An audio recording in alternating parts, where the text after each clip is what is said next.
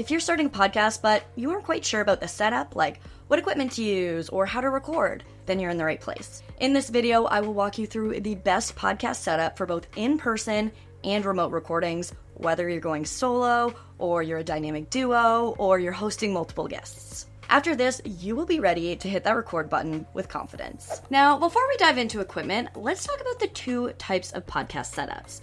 You have in-person and remote. An in-person podcast is when everyone's in the same room, which can feel more natural, but it is generally a more advanced and often more expensive option.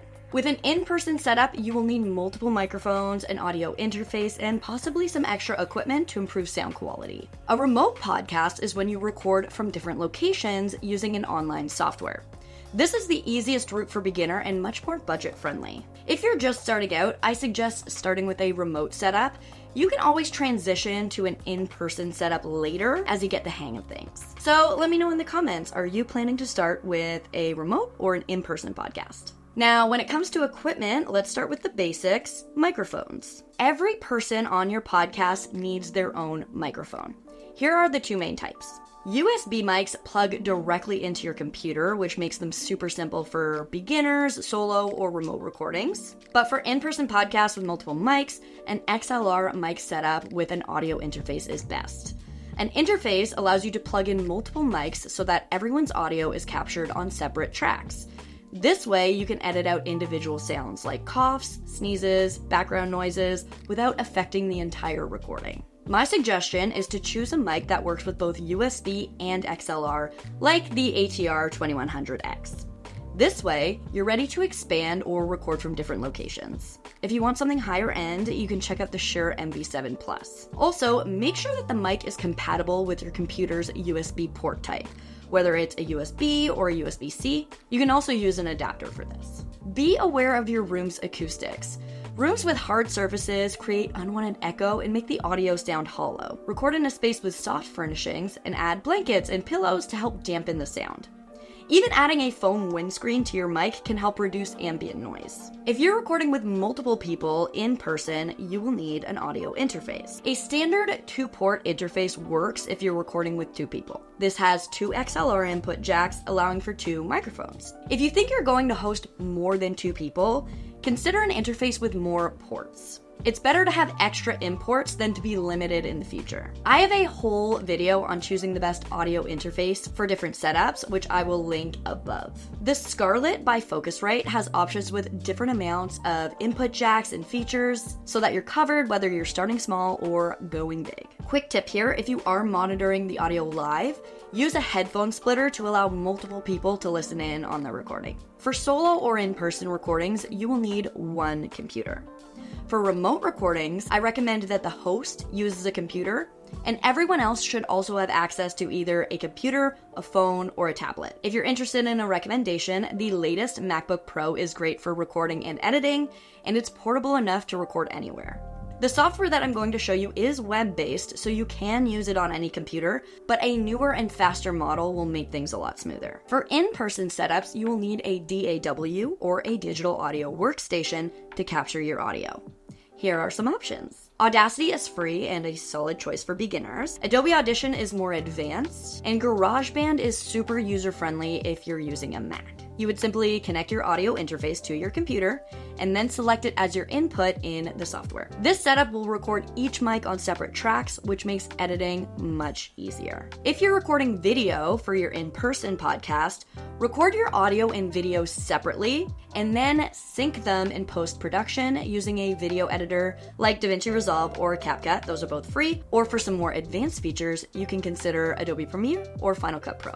Most editing softwares have an option to sync audio automatically, so just search for how to do this in your editor. As I mentioned at the beginning, starting with a remote setup is going to be a lot easier, and if you are doing a remote setup, you will need a remote podcasting software. My favorite is Riverside.fm. It is made for podcasters, and it makes this whole process super streamlined and easy. Let me walk you through it. So head to Riverside.fm on your computer, create a new account or log into your existing account if you already have one, and then you're going to create a new studio by selecting this drop-down menu, selecting New Studio, Name your studio something memorable like your podcast name, and then you can decide if you want to record only audio or if you want to record audio and video. I suggest recording both even if you're going for an audio-only podcast, because having video is going to allow you to create better social media clips to promote your podcast. When you're ready to record, you would press record. And on this page, you select all your equipment, so you would make sure that all your equipment is plugged into your computer, and then from the drop-down menu, you would select what microphone you'd like to use. If you're recording video, you can also choose your camera here. If you're recording with guests, everybody should use headphones. This is going to help prevent echo. However, if you don't want to use headphones or you forget to use headphones, Riverside has an echo cancellation feature which will use AI to remove that echo from your tracks. But headphones are still the best option for the clearest quality audio. If you select here that you are not using headphones, echo cancellation will be automatically enabled. Once you get into the studio, you'll see an option here to invite people to your recording. So you would just copy this link and send it to them, or invite them directly by email, and they will show up beside you here in the studio. They can click the link on any device, a laptop, a phone, or their iPad, and use that device to record. Now down here, you'll see the option to add your script onto the screen so you don't have to switch tabs during recording. You can monitor your audio levels along the side here. Try to keep it in the green or the yellow zone, but avoid the red. And then when you're ready to record, you would just hit record. During recording, Riverside automatically uploads each track to the cloud. You'll see it uploading right here, so that after recording, you will have access to these high quality audio and video files directly on your browser. When you're done recording, you would just end the recording. Your recording will finish uploading to the cloud, and when it's ready, select View Recordings. So on this page, you can preview your recording, and if you scroll down, you can download individual tracks to edit on an external editor. You can also head into the Riverside editor, and this is great because it's super user-friendly, it will streamline your workflow, and it's great for beginners. We have a ton of tutorials on this channel showing you how to edit a podcast on Riverside or on any external platform, so make sure to check those out next and subscribe to this channel to stay up to date. And that's it!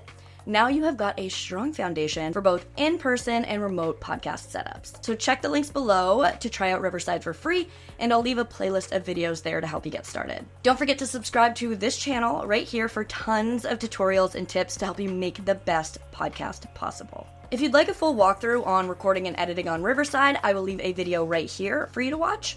Or if you're just starting out and you need help with podcast planning, so like finding your niche and picking episode topics, then check out our podcasting masterclass, which I will leave right here. Let me know in the comments if you have any questions, and give this video a thumbs up if it helped you out. My name is Bridget O'Rourke. Good luck and happy recording. Bye!